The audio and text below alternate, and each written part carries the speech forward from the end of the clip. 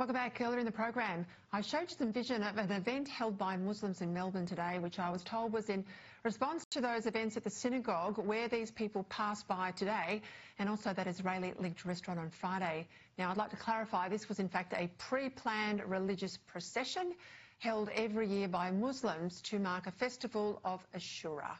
Let's bring in my panel for a whole lot of other issues now. One Nation Chief of Staff James Ashby and Liberal MP for Monash, Mary Aldred. I want to start with childcare. You will have just heard my interview with the Victorian Education Shadow Minister.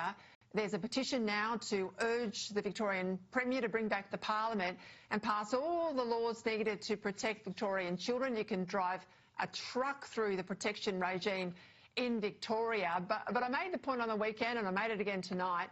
Australian taxpayers spend $16 billion a year for childcare, but it's a one-size-fits-all model. Your kid must go into unionised childcare or there's no support. Mary, I've said this for years and years, I think the money's got to follow the child, not where the care is provided. And this is an ample opportunity for the Libs to step up and have a policy difference with Labor and fix this in the interests of families. Yeah, absolutely, Peter. I mean, it's horrific. My heart goes out and my first thoughts are with the families impacted, obviously. And Jess Wilson just spoke so well to what needs to be done to fix this issue. I am just horrified to see that Deborah Glass, the Ombudsman, called out systemic failures back in 2022 that weren't addressed again in 2024.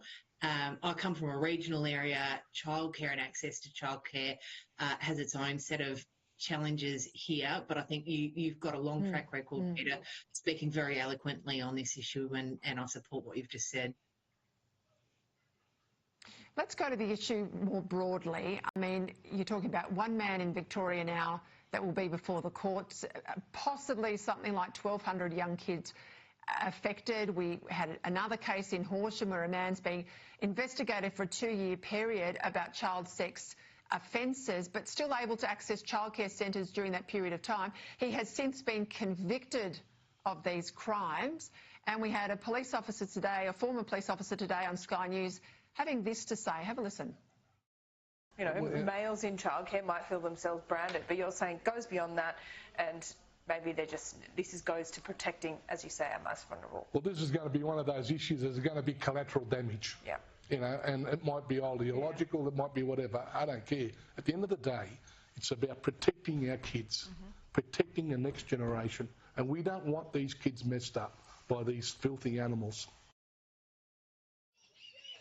James, you had that issue obviously in Brisbane too, or in Queensland, similar to the Melbourne example from last week.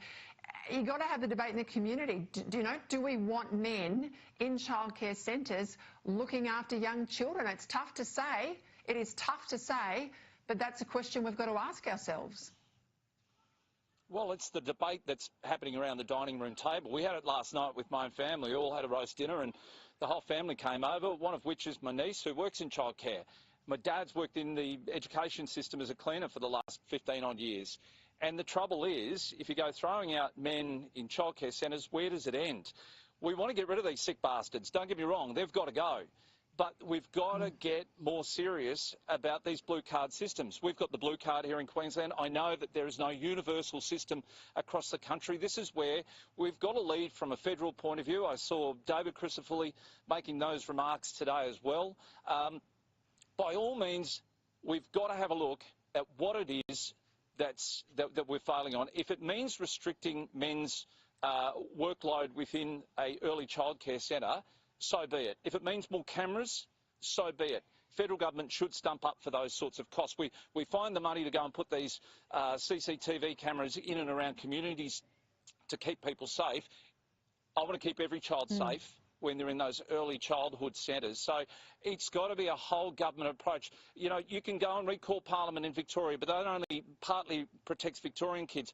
I want all kids, Queensland, every state, Victoria, New South Wales, the whole country protected, and I think there's plenty of people at home that would have already had this discussion and they would agree something's got to change, but not banning all men from early education.